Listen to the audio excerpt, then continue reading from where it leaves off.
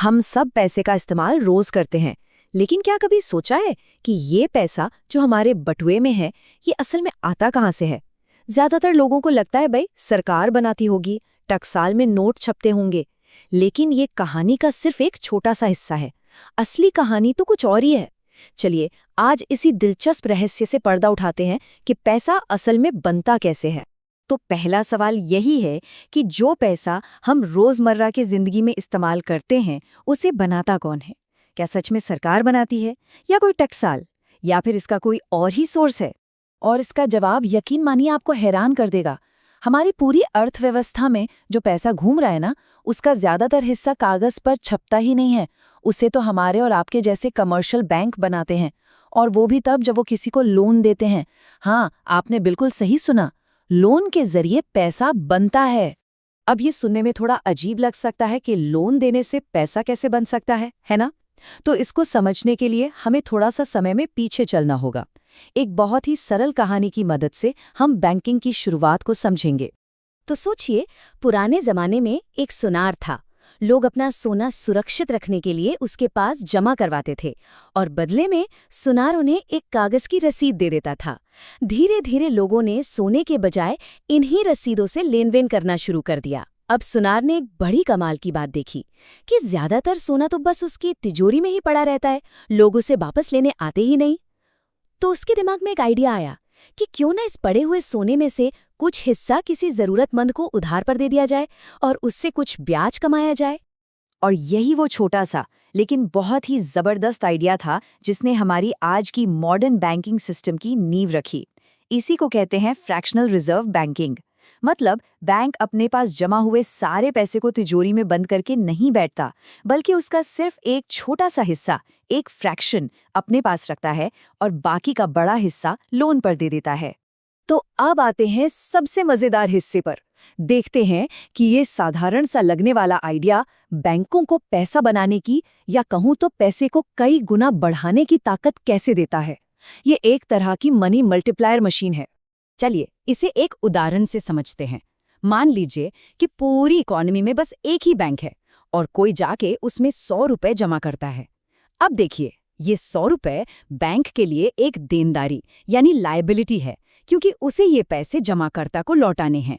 वहीं दूसरी तरफ ये 100 रुपए का कैश बैंक के लिए एक संपत्ति यानी एसेट भी है।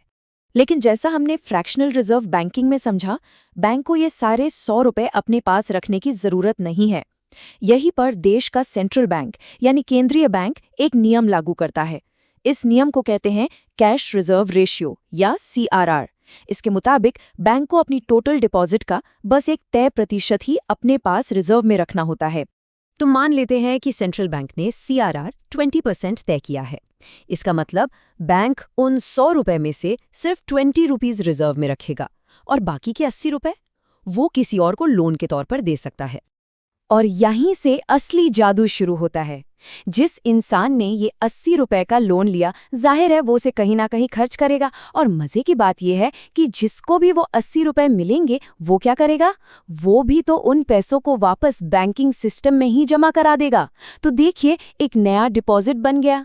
तो अब बैंक की बैलेंस शीट देखिए, उसके पास टोटल 180 रुपए की जमा राशि हो गई। 100 रुपया पहले वाले और 80 रुपए ये नए वाले। अब 20% CRR के नियम के हिसाब से बैंक को 180 का 20% यानी 36 रुपए रिजर्व में रखने होंगे, और बाकी बचे 64 रुपए बैंक उन्हें फिर से किसी और को लोन पर दे सकता है।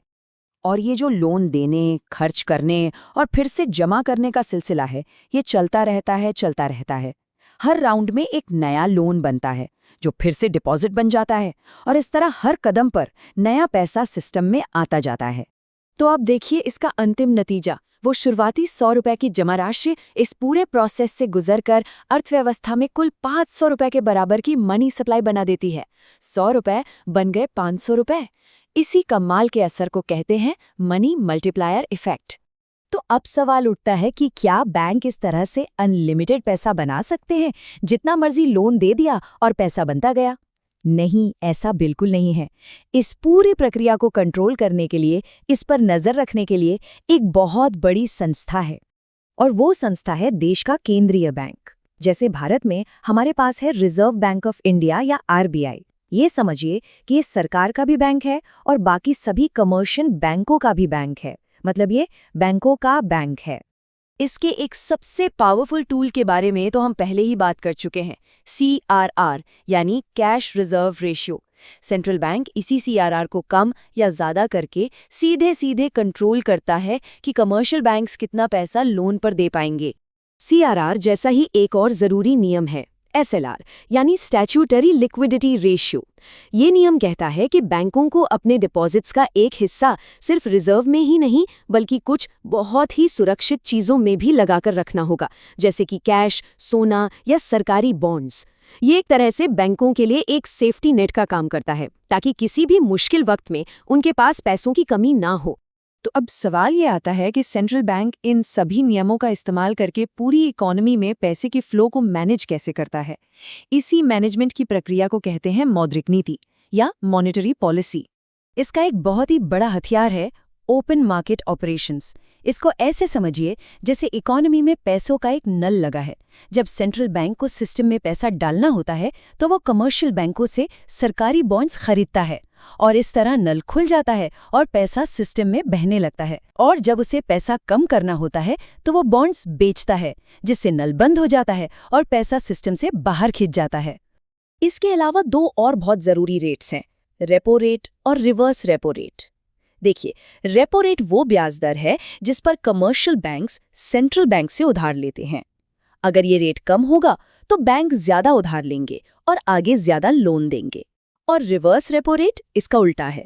ये वो रेट है जो सेंट्रल बैंक कमर्शियल बैंकों को उनके पैसे अपने पास रखने पर देता है। अगर ये रेट ज़्यादा होगा तो बैंक लोन देने के बजाय अपना पैसा सेंट्रल बैंक के पास रखना पसंद करेंगे। तो कुल मिलाकर CRR, SLR, repo rate, open market operations, इन सभी टूल्स का एक ही मकसद है, अर्थव्यवस्था के इंजन को स्मूथली चलाना। मतलब ये पक्का करना कि बाजार में ग्रोथ के लिए ज़रूरत के मुताबिक पैसा हो, लेकिन इतना भी ज़्यादा ना हो जाए कि महंगाई बेकाबू हो जाए। ये एक बहुत ही नाजुक संतुलन है। तो ये पूरी बातचीत हमें हमारी आज की इकोनॉमी के एक बहुत ही बुनियादी सवाल पर लाकर खड़ा कर देती है। अगर हमारी अर्थव्यवस्था में ज़्यादातर नया पैसा कर्ज यानी डेट के जरिए ही बनता है, तो फिर आर्थिक विकास यानी इकोनॉमिक ग्रोथ और कर्ज के बीच असल में रिश्ता क्या है? क्या ग्रोथ के लिए कर्ज का बढ़ते रहना ज़रूरी है? ये एक बड़ा सवाल है जिस पर सोचने की ज़रूरत है।